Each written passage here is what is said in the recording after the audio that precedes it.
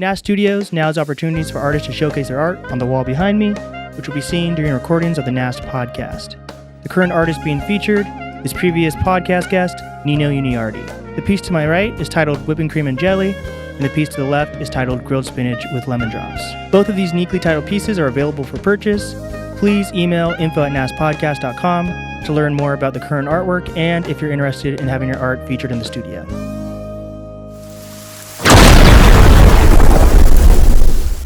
Welcome back to the podcast, everyone. Today, my guest we've decided to call him an author. He's also a photographer. He uses film as one of his mediums for shooting still, correct? Yeah. Yes. Yeah. And he's also a content creator. He has a YouTube channel where he gives advice on different ways to shoot. And I heard about him through Colton Brown, the previous guest who owns Stuff in Seattle. He currently works at Stuff in Seattle in Ravenna. It's my pleasure to have on Matthew Rygh. Yeah, thanks so much for having me. Hell it's good to be here. Of course. Dude, I thought your last name was going to be Rygh for the longest time, man. Everybody does, It's something that I've learned to accept. Yeah, there we go. So from my understanding, you're from Shoreline. You moved to Camino Island.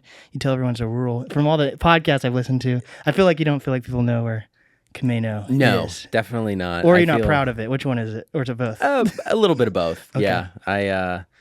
I'm very much a city person. Okay.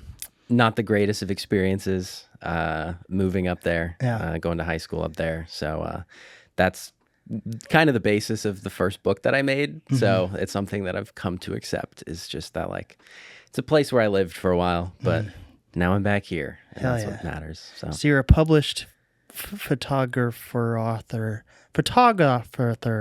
something. Yes. I tried to make that work. I wanted that to work so badly. Oh my god. I'll take it. Yeah. So I watched what's that guy, the YouTuber mail, the guy who gets delivered mail. And, Ted Forbes, Art of Photography. Yes. Yeah. And I don't know if it was just a letter to him or if it's something you wrote in the book, but you're talking about the book was how to come to terms with where you grew up. Mm-hmm. And that's a very interesting way to, like, because a lot of people, I feel like, or maybe just me, because I'm newer to understanding more about the nuances of photography, is like, sometimes I feel like, sure, a picture can be pretty, but there could really be like emotions or a story behind even like a picture of this wall or whatever, versus like if I see like a picture of, okay, this is dark and this is just where my mind's going, but like if I saw a picture of like the Holocaust, then I would know there's a story behind it. Oh yeah. But you were like, no, this is some pictures of like my hometown. It's going from like sunrise to dusk, and there's a whole thing behind it. So that's pretty cool that you were able to tell a story just through photos like that. Yeah, thank you. I don't know. That's something that I'm trying to do more of. It's something that, like, I look at a lot of popular photography or like just photography that's been made over the last like 150 years. And like, not to say that I'm like the first person to ever think of this, but like, I care more about making things that are like reflective of me. And like, I find a lot of photographers call themselves just photographers and not like artists. Mm-hmm. At best, they will call themselves like visual artists. Right. And I feel like that pigeonholes them into this space of like only doing like documentary work, like going out, taking pictures of other things that are like removed from them. Like they are just kind of like the person that is observing. Right. But for me, that doesn't do it for me. Like, I need to get something out of it myself. Maybe I'm just selfish, but if I'm going to go to the extent of like making a book, I need it to like do something for me, like emotionally. Otherwise, I just don't really see it being worth my time. And so that's kind of been the basis of the two books that I've made so far, where it's like, yes, I'm like, the thing of photography is, it is a camera that is pointing in the exact opposite direction of you at all times. So like, how can you still tell a personal story in doing that? And so it's about like finding yourself in other things in the world. And I am just trying really hard to find interesting ways of doing that. And yeah, that first book, Sanctuary, was kind of my first attempt at doing that. Hell yeah. And so is there like a certain like time frame when people release a photography book? Like, is it on average someone who's been making or taking photos for over a decade, or does it not really matter? I wouldn't say that it matters. I made Sanctuary. I mean, I bought my first film camera the summer of 2019, and I shot the entire project the summer of 2019. So like, I don't know. I've had old heads on like YouTube comment on my videos being like, you think you're some hotshot making a book and signing it like anybody knows who you are. Damn. And I'm like, it's art, you know? Like I'm not gonna do it because I haven't been doing it for a decade or however long you want to make the goalposts, you know? It's like, I feel that, you know, there's like a couple ways. I always equate photography to music in a lot of ways where like, you know, you make a print, that's a single. You make a zine, which is generally not to say like less effort than a book, but usually it's like, it's not as serious in a lot of ways. That's like an EP. And then you make a book, that's an album. You make a gallery, that's the tour. Right. And so I try to categorize a lot of my ideas into that sort of template, I suppose, where like I sit down with an idea and I'm like, if this is something that like is really worth diving into, I will make it a book.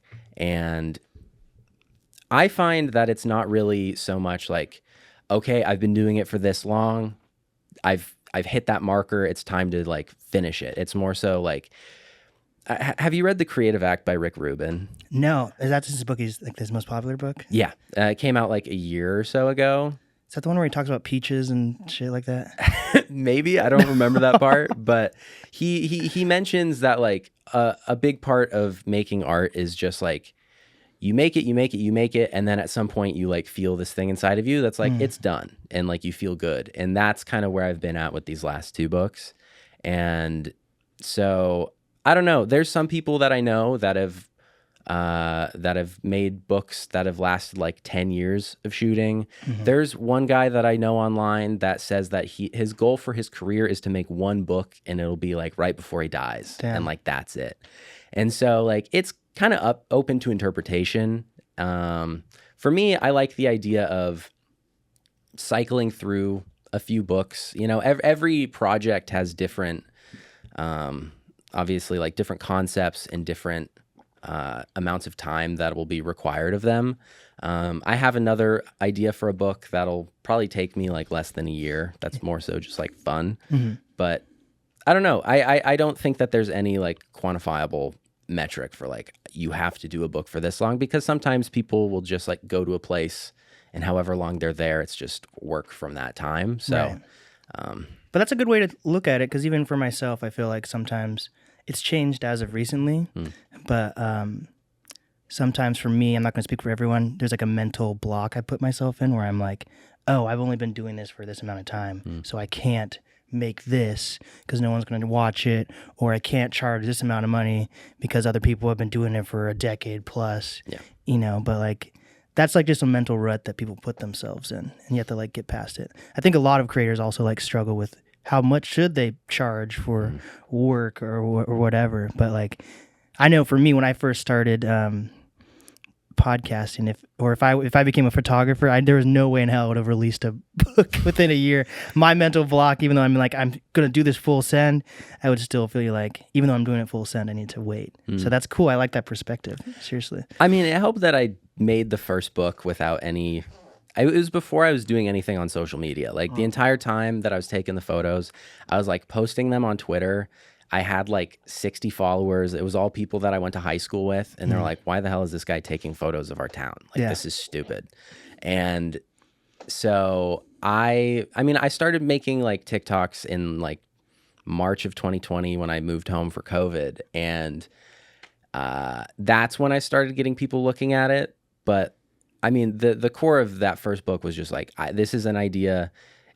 I was fine with just making a book for myself. Like, I didn't really think about like selling it because I had no idea that anybody would see it in the first place. So maybe it was just I was naive and I did it. There but we go. it exists. So Well, every artist needs a little bit of that naivete. What do they say? Naivety, something like naivete, that. yeah. I've been struggling with words lately that are like extended or whatever the right word is for it. Okay, it's also early, so Yes, it is. that's why we're drinking coffee. Hell yeah! So okay, so what mindset did you go into with making this second book? And it's called Convergence. Am I correct? Yeah. Cool. It's called Convergence. So one of the things that I say in the like introduction to the book that I wrote is just that like it very much differs from Sanctuary in the sense that Sanctuary, I had a very like clear thought process and like goal for the photos. I knew that like it was going to start and end in the summer and that it was going to just be photos of things around town.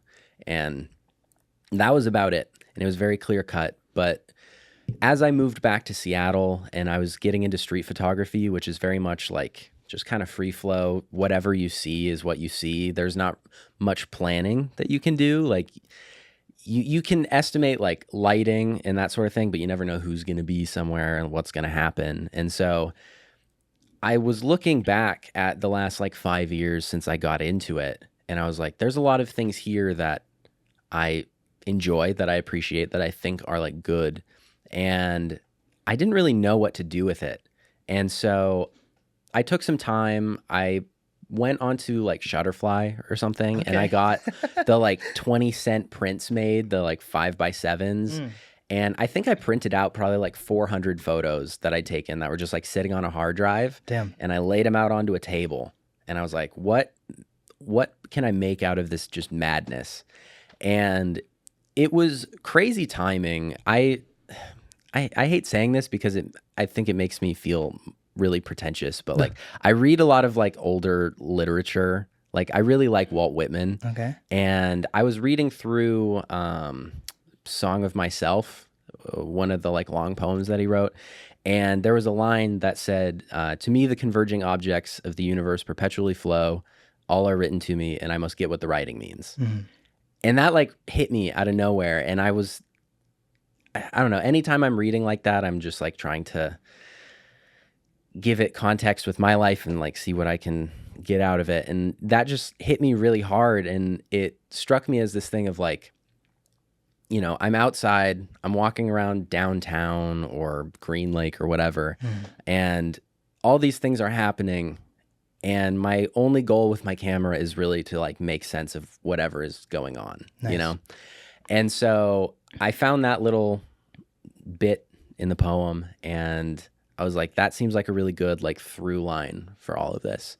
And so with that in mind, I kind of had the like outline of what I needed. And it was just about like filling in that box that I'd made and seeing like what I could connect. You know, the craziest thing about the project was seeing photos from like 5 years ago, putting them next to photos from a few months ago and seeing that like they're very similar in a lot of ways, even though it's a different time of year, it's a different, you know, sometimes time zone. And so all these different things, just being able to see like the convergence of these moments, both Dude, like you did the title together. sequence right there. Dude, roll the credits. But yeah, I mean, that was basically it. And so it was just about seeing all these photos that I'd taken, how they work next to each other, how they work in telling like a greater story sequence. Yeah. And just kind of putting it together from there. So seeing how that even contrasts with the last book of like, it was very, like I took the photos and putting the book together was so fast. But this one, it was like laying it out. Shout out to my friend Rygh, by the way. He really helped me. Really talented photographer. Oh my goodness, photographer. All of us are struggling. Yeah, man, those long words. Shout out to Ryder Collins at Street Photography is Dead.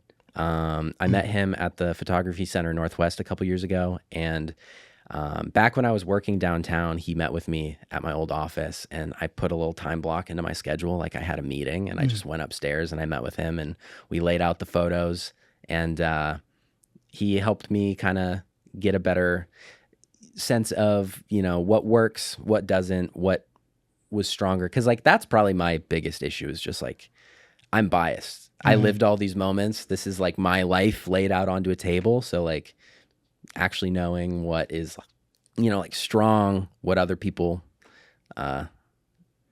will pick up on, all that. But did you struggle with like timeline?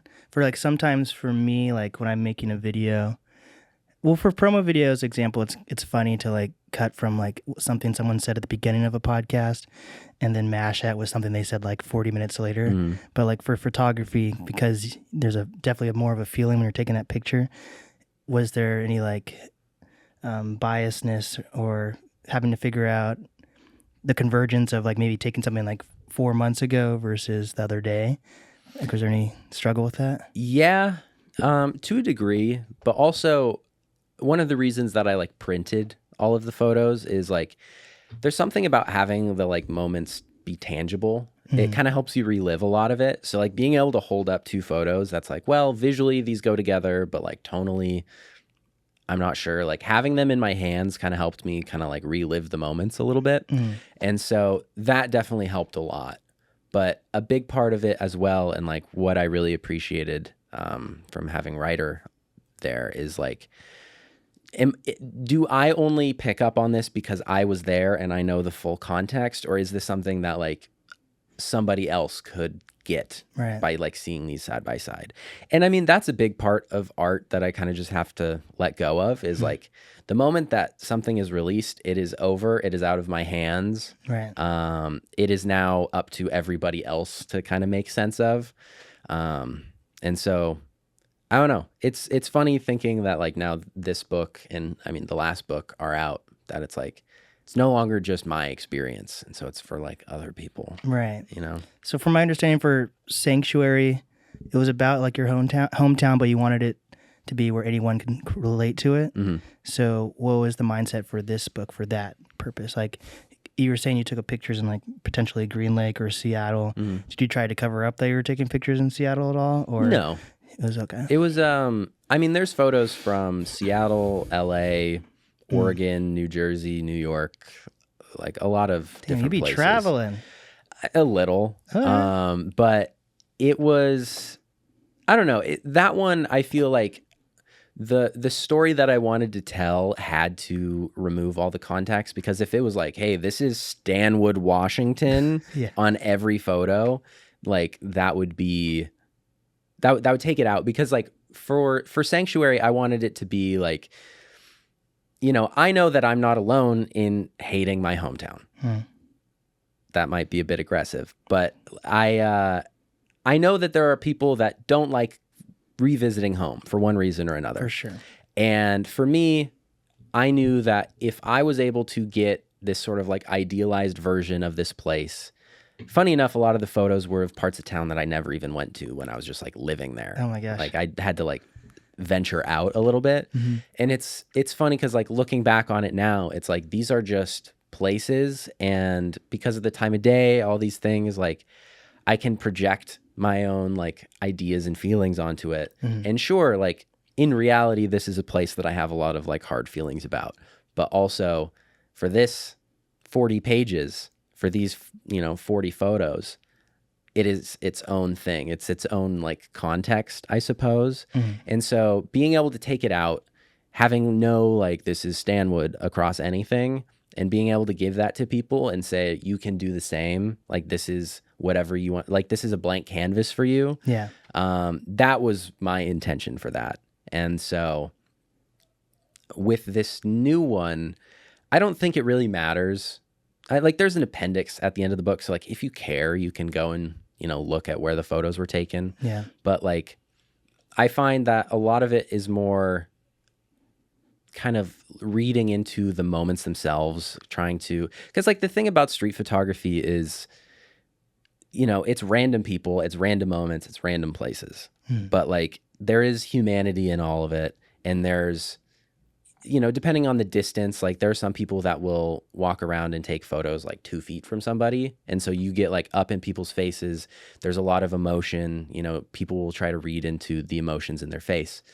That's not quite my style. Like there are some closer photos, but a lot of it is more so like reading the situation and like, I don't know. I try to tell stories within these frames, but like I do also like to leave it a little bit to interpretation, because like just because it's like my perspective doesn't mean that that's like everybody's, Right. So it's like I can make the frame and I can line everything up, but like what somebody's going to pull from it is going to be different from one person to another. Do you have to like ask to take pictures of people, or how does that work when you're a street photographer? Sometimes there are some people that go crazy. Like there's this dude, Bruce Gilden, notorious online at this point. He's pretty old now. He's still doing it though. He's notorious for running around with a flash and like turning around really quick and like flashing people's faces, and you get these like really contrasty, like kind of horrifying photos of people. And that's the type of shit that'll get you beat up. Yeah. I don't do that. I mean, like I will get people's faces in things, but like my whole idea behind what I do is like, I never want to be in the game of like taking photos that people don't want to exist, like that people will be upset with, because at the end of the day, a lot of my photos are less about the specific person and more so like the idea of this person and like the situation that they're in, their surroundings. And so, I mean, there have been people that I've asked to take photos of because I feel like the situation required that. Yeah. But also there's a photographer from, he was born in France in like 1910 or something, but like his whole thing was like being a ghost on the street. And like the only way that you will get these like candid real moments is if you make yourself like as invisible as possible. And that's kind of like, I want to be like observing things. I don't want people to be like aware, like like there are a few photos in the book where somebody's making eye contact, and I'll only really keep those if it like adds to something. But for the most part, I just want to be like observing the world and like not interfering with anybody, because like, there's inherent beauty in a lot of things. And part of the beauty of street photography, in my opinion, is like just being a part of life, even though it may not be yours necessarily. So do you prefer taking pictures of like the surroundings versus people though? Or also, I think I heard in a previous interview you used to take pictures of like the floor or something when you first. That was when I was like 4 years old. Yeah. Okay. I don't know. I mean, this project is street photography, but I'm the type of person that like, I mean, maybe it's just because I have like ADHD and I get bored of things very easily, but like, I don't want to be one of those artists that just rehashes the same genre over and over again. Like, sure, like there are people that will do that. They'll dedicate their life to a specific thing and they'll get really good at it. But for me, I feel like there's so many aspects of photography that I want to explore that like, sure, this is my street photography book. Not to say that there won't be another one at some point. I don't know. Right. I'm not going to box myself into that. But like, there's, like the first book was basically like architecture, I suppose. And then this one is, street photography with a little bit of architecture and a little bit of like landscape involved. But like my next book, I won't spoil anything too crazy, but it's architecture. And like I've thought about doing a book that takes place more in like the studio and it's more like stage stuff. So like, I don't know. I feel like there's just a lot of opportunities, and I don't know. I don't really want to box myself in. Too bad you couldn't get Frank Ocean in when he was in. Dude, he was down the street from here.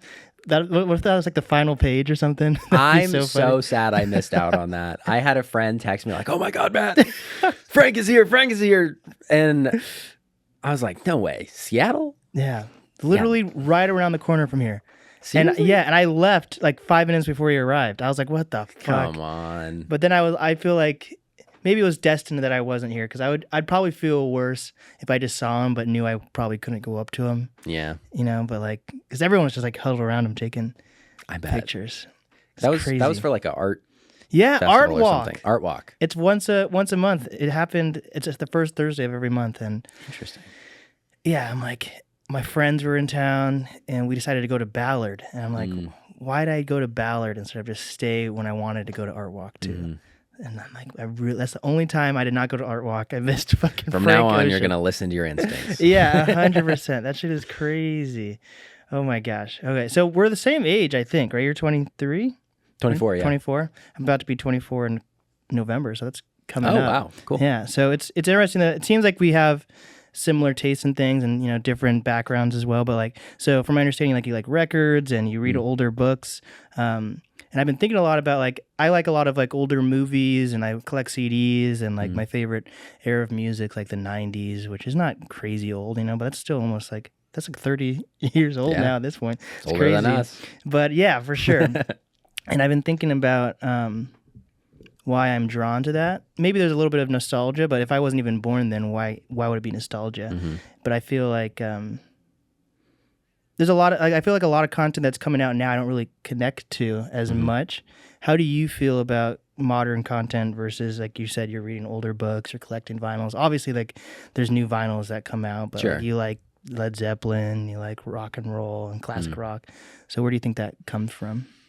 I mean, it comes from a lot of things. Records specifically is something I got from my dad. Funny enough, I got myself really into like classic rock, so I could like bond with my dad. And then I realized all the music that I was trying to bond with him over came out like right when he was born. Right. And so it was like, oh no, this guy actually likes stuff from the 80s because it's when he was in high school. I hate the 80s. I know. I don't know. The way that I feel about content, I think it's terrible. Personally. I mean, I'm very sporadically online. Like right now, I mean, I have to be on Instagram right now because, you know, I'm shipping the book and I still have to promo and bleh. But like I'm accessing Instagram on Chrome right now because I've deleted everything. It's very cyclical for me at this point. And like, not to be like, oh, I'm so different or anything, but like, I don't know. I think there's something to be said about like, I started on TikTok, which just grinds people to a pulp. Like the amount of people that I know that started creating right around the same time that I did on there and have just like given up because it's just this endless. Did you get a good following on TikTok? I didn't really check your following or anything. Let's see. I think I'm at like 47,000 or something on there. I mean, I kind of stopped posting altogether about a year ago. Like I'll drop in here and there. But I mean, that's where most of like my photography opportunities have come from.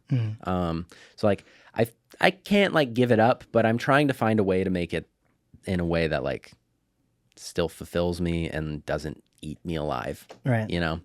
And I feel like, I don't know, the way that I see a lot of what's going on in like the content space is like everybody's Mr. Beasted themselves. Yeah. That like, I think in which way are they canceling themselves?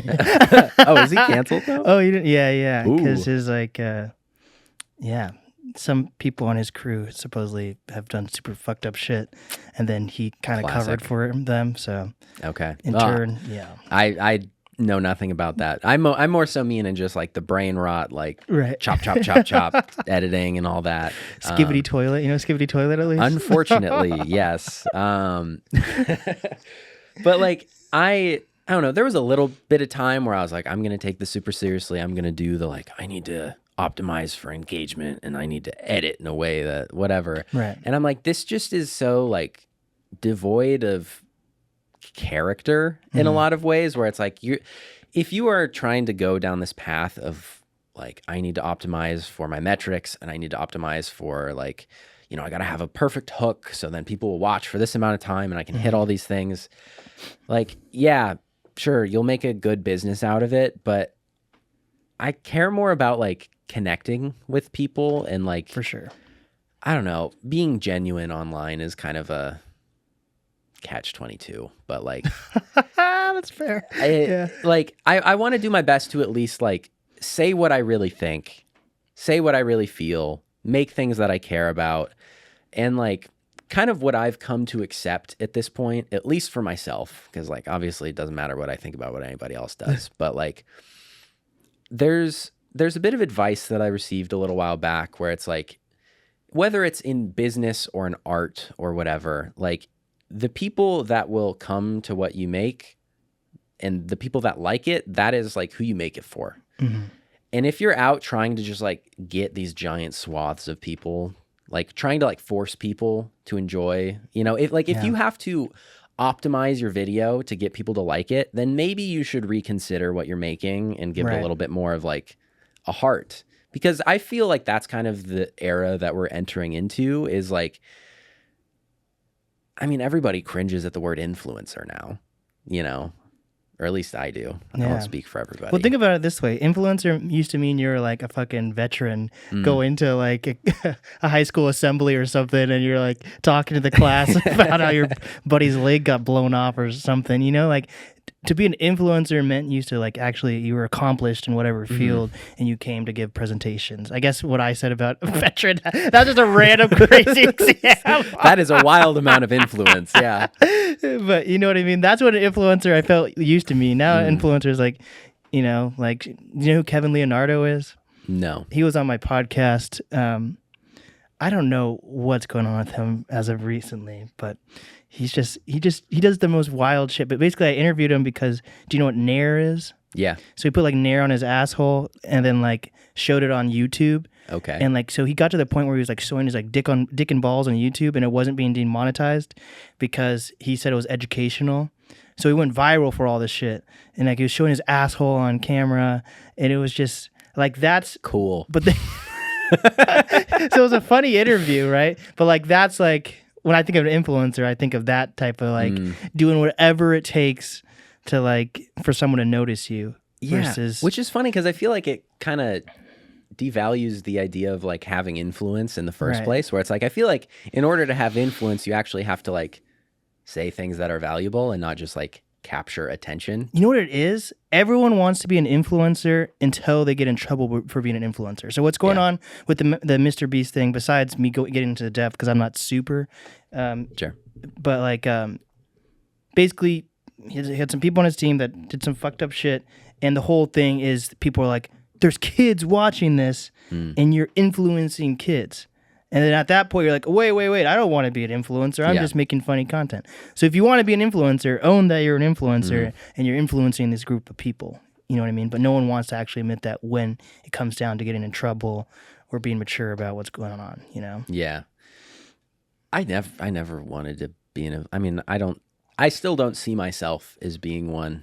I honestly forget about having most things going on online. I just am like a person that makes things and I put it out there. I don't know. I feel like the whole like influencer culture of things has just made it so like everybody's a business too. Like I've seen so many people I know, and like this is no hate because like everybody has bills to pay, but like I had like a corporate 9-to-5 for a while. And that sustained data me. analyst. Yeah. See, I know. I researched. Yeah, you got that up here. I was doing that for a while, and that made it so like I never had to like take whatever came my way. The amount of like garbage branded emails I get because I have my email in my TikTok bio. It's awful. So many random garbage products. Like I don't have to be like, oh, TikTok shop, any of that. Because like TikTok shop. Yeah. I'm very grateful that I did that for the amount of time that I did, because it made it so I could just do the things that I like actually believed in if it came my way, which wasn't super often, but when it did, I was thankful. And it was things that like I believed in, that like I used regularly, all of that. And so there's so many people online that are just like, I need to make my hobby passive income, which is just a lie. But I need to make a business out of like, I need to monetize my hobbies essentially. Which is the grass is always greener on the other side type thing. Absolutely. And it's like, yeah, like sure, you want to monetize your hobbies, you want to do what you love, but there's also something to be said about doing what you love in a way that you love and not having to like compromise for all of these other boring business aspects of like, okay, this is now my full-time job. I guess I got to do sponsored stuff for random things that come my way. Like that's never been my goal. It's always been to like take what I love, do it in a way that I love. And if I have to find other methods to support it that are still like in line with my values, then like I will do that. Which can be hard to find. Yeah. Oh, absolutely. But I don't know. I've dialed back most of what I make. I've recently started making YouTube videos again, which has been really fun, really cool. Shout out to my buddy Rowan for all the help that he's given me. Is he the guy with videos? Or? Yeah. I met him a couple months ago at a Yanni show, and nice. It's been really fun working with him. He works so hard. And does he edit everything? Yeah, dude. So he shoots and edits. That's so crazy. That's what like I'm looking for right now for someone. That's awesome. Yeah. And so like it's nice because I feel like we've been able to make videos that are in line with my values as like an artist, as a creator, and it's not, and once again, it's not like I need to find, like there are so many photography sponsorships that I could do, but I'm like, I'm not just gonna like fit it in there for the sake of it. So it's like, I want to make things that are interesting and valuable, that can just exist and like are in line with the art that I'm making as well. Like everything needs to be like complementary. And so like, that's why I've given up on TikTok in a lot of ways. Cause it was just like, all right, how can I make another? Right. And then you start benchmarking everything you do against numbers and it's just a mess. So like, if I can get to a point where my whole online presence is just like automated and I don't have to think about it. Like I could just be, if like I have somebody that I could be like, here's a photo, post it. Thank you. I mean, that is very idealistic, but like, I just don't want to have to think about online. Like I just want to make things, you know? So. For sure. And that all comes back in circle to like, liking older stuff. And I like my favorite type of movies, even if it's like a modern movie, I like when movies are set in like the early 2000s or 90s where like they're not like, or like even like an early 2000s, let's say a 2024 movie, but an early 2000s 2024 movie where it's like an action movie, but they can't be like, oh, I'm going to blow up this building by pressing OK on the iPhone versus, you know, like having to like use their flip phone or whatever. I prefer that versus like, I feel like there's so much loss when everything's just social media based, or like they try to make like modern like slasher movies where people are on their iPhones, or like, oh my God, did you see what they posted on their story and then they were killed or whatever, you know? And like, then the text bubble pops up on screen. I fucking hate that shit, you know? So the same here, I guess. And also like, I don't know, like I'm on social media, but I don't know if I'm good at it or whatever. And like a lot of my friends are like, I send memes to friends, but like a lot of people struggle with, what is that when girls and guys are always comparing themselves, what they see online. I never compare, you know what I mean? Like when people are like, I know what you mean. Like I don't really get targeted ads towards me. I never feel like, the only time I get FOMO a lot, but it's like real life stuff, not online. Sure. The only time I get FOMO is like if I'm like, oh shit, Frank Ocean was down the street, and I saw that online. Yep. But I don't get FOMO when someone's like on a fucking jet ski or whatever. Like, but a lot of people like feel FOMO towards that type of shit, and I'm just like, I just want to live in the present, feel like I don't have to be on my phone while we're on a podcast we're about to post. Oh my God. You know what I mean? It's like meta. But for real though, you know, like but that's what I've been focusing on this summer, and just like trying to be more present. I mean, we're not doing this over Zoom. Yeah, that's like fair. we're actually these are real bricks. These are real I can bricks. touch them. Yeah. Oh my God. Yeah, but that's the whole thing too. And everything's like grass is greener on the other side type shit. Like now that I have this space, I'm trying to complain less on the podcast about figuring out what I want to do. Yeah. But I feel like with you, at least, it seems like you were able to build at least a following for photography and doing TikTok stuff. And then now you're able to like do vlogs versus I guess would you consider that a vlog, what you're doing on YouTube? I feel like bit different. It's more like, I don't know, the way that I kind of think about at least some of the videos that I made is more like video essays, but like in real life. Yeah. Does that make sense? So like I was talking to my friend Isaac, and sometimes I bring him on to like produce the podcast if I have a bigger guest on, that like if I'm really like need to be completely focused in, you know. Not saying you're not a good guest here. Yeah, man. There's where's Isaac here. right now? But like I brought Isaac in the other day, and I was like, okay, man, I want to brainstorm with you. I want to start like vlogging or making how-to videos. And he's like, okay, do you want to make how-to video? Because I was like, I want to make a how-to video on how I use my studio and then post it on Reddit and be like, at the end of the videos, how do you guys make your videos? And then Isaac was like, okay, so you're posting it on Reddit because you want advice, or are you trying to gain followers? I'm like, oh, I want followers. And he's like, okay, so you don't need advice on how to make a studio if you already have your studio. Yeah. And then he's like, okay, let's look up how to set up a studio.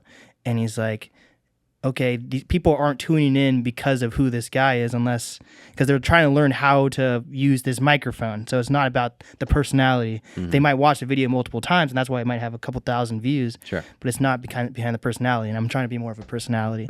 And then he's like, okay, do you know who Casey Neistat is? And I'm like, yeah. So he's like, okay, let's go through his videos.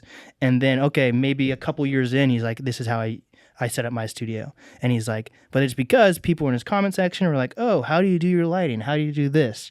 Right? And he's like, are you getting a lot of comments on your videos? I'm like, not really yet, even though I've been doing it for a while. Maybe it's if it's a certain guest or something. So the moral of what I'm trying to say is, like, he was telling me that, like, I need to grow the podcast more until I get that community that cares more about the how-to videos or the vlogging or whatever. But it seems like you're still growing, but it seems like you have enough of a community where, like, people are tuning in to you making these shorter form YouTube videos on, like, video essays. So that's kind of inspiring for me to see that, because I'm like, I need to make 2 podcasts now. One that's super short about vlogging, and then he's like, okay, but are people going to care about you as the personality yet? Exactly. Versus maybe you need to grow more guests or whatever. So it's just like, but then it's, it's just about, like, experiencing life and growing and talking to the right people and whatever. So it's like the grass is really always greener on I don't know. I how feel to like go about content and stuff, Yeah. The way that I feel about a lot of it is just like,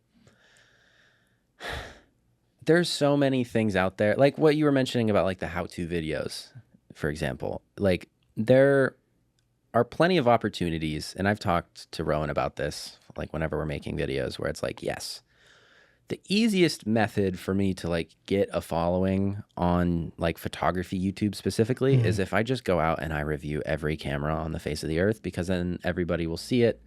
Everybody's looking for a camera. Yeah. And it's like, yes, but like you said, will they care that it's me? Like, if they were to replace me with somebody else, would they be sad that I'm not in it? Right. If that's not true, once again, maybe this is because I'm just a narcissist. Like, maybe that's not what I want to do. Like, I want to make things because, like, it could only come from me. Like, that's kind of, that was something that I got out of that Rick Rubin book, where it's just like, make things because it comes from you. Like, everybody is unique. It sounds all like woo-woo, but, like, you are a unique person. Yeah. You should stick to making the things that only you can make because you care about it, like. So in that's where people should be, like, following from, is from that angle, where it's like, if people are, it's a transactional thing where it's just like, I gave you a thing, please. Right. And it's like, well, like, maybe I'm just very, like, picky about how I approach the internet, but, like, I don't know. Also, I just find that it would, like, for my long-term goals as, like, an artist, like, I don't want to have, sorry guys online, I don't want to have to make content forever. Right. Like, it's fun and I enjoy it and I want to make stuff that, like, is valuable to me and to other people, but, like, I'm a photographer. Like, I'm an artist. Like, I want to take some time, like, make some music and stuff, Right. Like, me making content is just a way of me achieving my goals, and it's not so much like I'm trying to think of anybody online that has, like, sustainably created a platform for themselves over more than, like, 10 years. Like, there's maybe, like, a handful. Yeah. Like, it's tough. Yeah. Like, I'm not going to try and, like, delude myself into thinking that, like, this is, like, podcasts and stuff are different, but, like, if I'm just out making, like, TikToks every day, that's, like, me talking about cameras, like, it's going to get old. You know what was a good example for me was, I forget their names, and it's no shade to them or anything, but, like a year or two into podcasting, I went on, like, my first podcast tour, and the person I was dating at the time, they lived in Redmond, right next door to these guys that formed this, like, TikTok TMZ styled platform, and they like blew up like as her neighbors, and like they moved to LA, and they had all these followings, and like at one point they lived in like a content house, and they're making like $80,000 a month, you know, and they were like TikTok TMZ podcast thing, and I'm like, damn, these guys made a podcast and overnight basically they're making all this money. And like at one point I drove down to LA to do my tour, and my last interview happened to be at their TikTok house because I couldn't find studio time because I didn't have that many connections when I went to LA. Sure. So she was like, oh, they're, in this part of LA. So we drove to LA. I interviewed like this comedian at the TikTok house. It was super funny. But I was so in awe the entire time. I'm like, fuck, I've already been doing it for like 2 years, and they've been doing it for like a summer, and now they're making all this money. And now fast forward, like I don't remember their name, and they're like, they all like broke up, and the TikTok thing is just not a thing anymore. So, like it's a point. The point is like, yeah, you see these people like blow up overnight, and then what actually happens? Or like you look at Casey Neistat, though, or people like that, they've been making content for 10 plus years. Or like I really like Penguin Zero. Or, So like he literally just talks and like he just vlogs on. It's not. I'm still trying to understand if vlog is the right word for this stuff. But he just looks at the camera and he talks about, okay, guys, today we're talking about the new Borderlands movie and how it sucked or whatever. And I'm like, if I did that, that wouldn't gain that much traction. But it's because he's been doing it for 10 years. Sure. And he didn't have to like shake his ass to do it. He just genuinely grew that audience. So yeah, I think there's a lot to be said about just like whatever you do, doing it in like a sustainable manner. I mean, like even you mentioned Casey Neistat, like he did the daily vlogs and he burnt out of it at one point, and now he's like, it's just kind of about like calibrating. Like that is what like dumped gas on his like YouTube career. Not to say that he didn't have a career before that. Like I think he sold something to HBO with his brother, but like he did that. He lit his career on fire in a good way, doing the daily vlogs, and then he was like, "Hey man, I would like to spend time with my kids." And I need to dial it back, find a way. And still, like, what I really appreciate about like Casey Neistat is he took that, he was like, whoa, my marriage is suffering from all this. I want to spend time with my kids, but I still want to do this thing. And like, so he carried the same, I guess, like, I don't know, ethos or whatever, like the same like style, the same type of storytelling, but he took it and he transformed it into a way that still works for him. And it's like that, I feel like, is because nobody's just going to be able to do, like you said, the TikTok house doing this thing like, oh my God, every day. That's just burns out. Yeah. Do you really care about all these people that you're like, oh my God, about? Yeah. So I don't know. It's always a juggling game, I suppose, just making anything and putting it out there. But what's it like being a street photographer or photographer in Seattle in general? Like, is it something that can be sustainable? Is there like inspiration that you can see in Seattle, or there's other photographers that do it? Like the only one that I can really think of, and this isn't even street, just like the first photographer that comes to my mind is Rudy Willingham or whatever. I think that's his name. I'm not familiar. Oh, you've definitely seen it. This guy is the guy like who makes like cutouts and puts them on different objects, and they're like movie scenes that basically happen. Oh, yes. That I know what guy. you're talking about. Okay. Mm-hmm. And that guy, like he has like commercials with like PCC, is it PCC? I think one of those grocery stores. Like I've seen like commercials with his stuff in it, and he's viral and all this shit. Like I noticed that guy. Sure. But like, and I'm not to say that that's. It's very niche. That's why it's so popular. You don't see it. Well, now you see people trying to copy that, but like, that's the only one that I see that kind of does it. I don't know. Do you see are there any other inspirations that you see in Seattle at least? They're able to do it full time or whatever? Do I know anybody that does it full time? I don't think so. Wow. I don't know. I feel like the Seattle art scene is kind of in this like transitionary stage right now. I think a lot of it is kind of figuring out what it is again after COVID, after for sure tech, everything. Like I mean, yeah, there's plenty of other photographers in the city that I really respect. Like I mentioned, Rygh. I have some other friends, Alex, Marcellus, I mean, I've really enjoyed photographing Seattle. I think a big part of it is like my personal just like relationship with Seattle, like over the course of my life. I don't think it's something that I could do forever. I think Seattle, I talk about this a bit on like my YouTube channel and stuff, but I find Seattle to be a difficult place to do like street because it's not a busy city. Like it's not uncommon for you to walk down any part of downtown and have nobody be on that block, you know? I mean, depends on the time of day, of course, but like Maybe if you're from at Westlake Center. Yeah, definitely. That McDonald's pops off. Yeah, that's another thing is like I tell people I do street photography in Seattle. And they're like, oh my God, you shoot the homeless? There's crazy. I'm like, I don't want to do that. Yeah.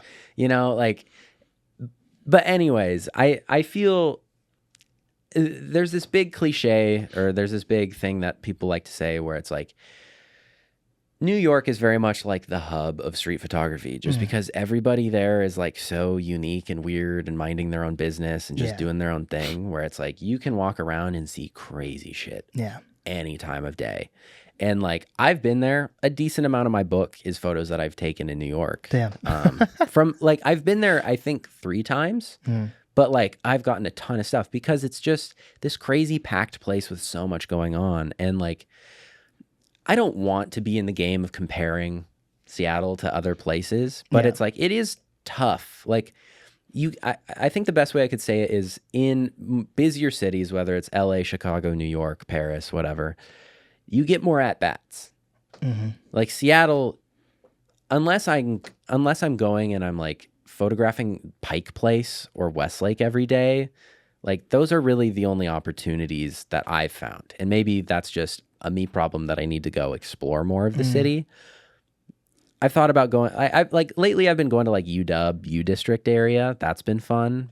But like, that's a good, like, sorry to cut you off, but that's a good point about like, maybe you're saying this or maybe I'm just interpreting it this way, but like the quirky, crazy people you see in Seattle are like, this is fucked up with the homeless people. And like, how often, like, do you want to like shoot homeless people the entire time, right? No, not at all. Like, how many like quirky people do you really just see walking around? Not many. Like, people in Seattle, I noticed this a lot when I came back from New York because it was like, you could take photos like this distance from somebody there and they're like, oh, whatever, I don't care. Here, you hold a camera, you're not even like picking it up, taking a photo, and people are like, I don't know. People are very like apprehensive here. Right. And like I've had people say like, well, Seattle is a very unique place and you need to embrace how, you know, the people there are different from other places. And I'm like, yeah. But also, I don't want to be in the game of just like photographing people with their hands in their pockets wearing a Patagonia vest. You know, like I understand that like that is to a degree what makes this place unique, I suppose. And it's gray all the time. And like, I don't know. It is tough. I feel a lot of the value that I get out of street photography, and it's kind of what I found in like this newest book, is in comparison. You know, like if I go, like my experience doing street in Los Angeles versus New York, very different. I mean, like the streets themselves are different, and like the personalities and, you know, the colors and like all these different things. I don't know, it's fun going to different places and like spending a lot of time with it and it being more like you're a part of it. And I do think that there will come a time where my time in Seattle is just like, I've gotten what I can out of it, you know? Yeah. So many people feel that way in every medium. It's kind of crazy. Yeah. I don't know. I feel it's also just kind of small. Yeah.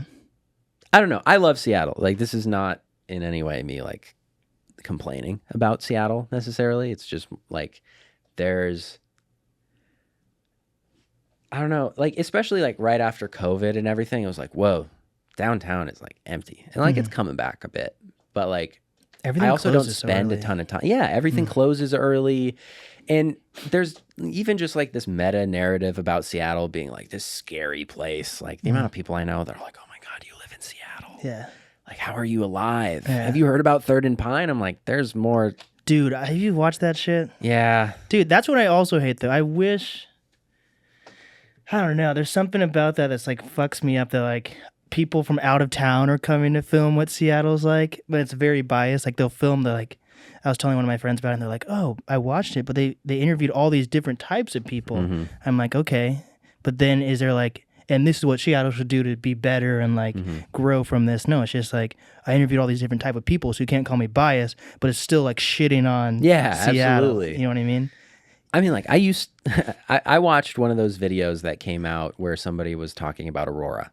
Like they were going around interviewing people on Aurora and all these things. And like that is the outward perception of the city of Seattle is that we are just this scary hellhole where like there's no laws and like... Or Trump, did you see that in the debate? I did. Trump's calling like the fallen city of Seattle. Seattle mentioned. We gonna be famous. Yeah. No, it's it's a bummer. I mean, like I used to live on Aurora up until like earlier this year, actually. In one of the motels? Next to one. Oh. Yeah. But like, I don't know. It is very sad. And like, I hope that, you know, through some of these photos, like people can be like, wow, Seattle, there's color in Seattle. It's not gray. And like, I don't know. There's a lot to be done in the city. Just like everybody just still thinks Nirvana. Maybe they think about Macklemore. I don't know. I don't know. I don't know. The amount of people that don't even know that Sir Mix-a-Lot's from Seattle is so funny to me. Yeah. I'm like, what? He has a song called Posse on Broadway, but I guess Broadway's there's a Broadway in every city. Yeah. I guess. I don't know.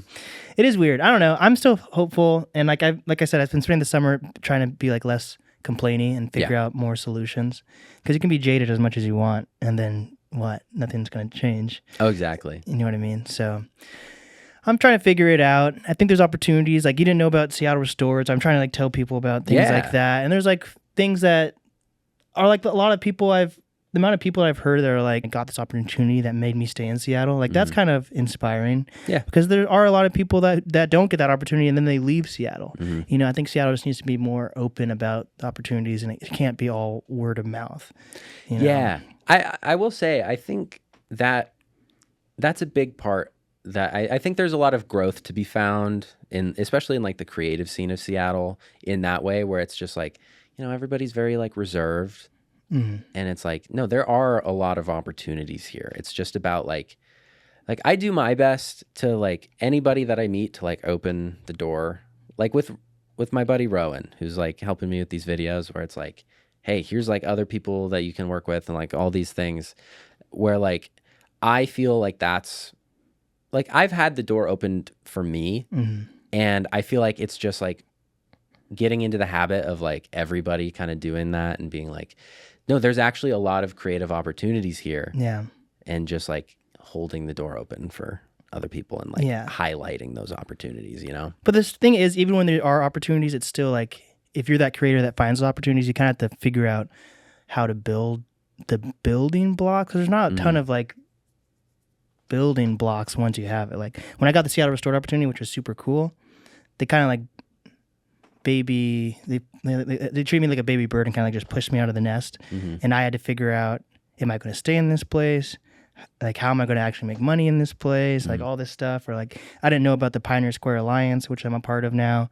And that's introduced me to all these business owners. And like, I only heard about it because like some random flyby post I saw on Instagram. Yeah. You know, so you kind of have to figure things out on your own, which I don't think should be that way. But if other people don't know that other people don't know, then like maybe there needs to be more like meetings or I don't know. Yeah.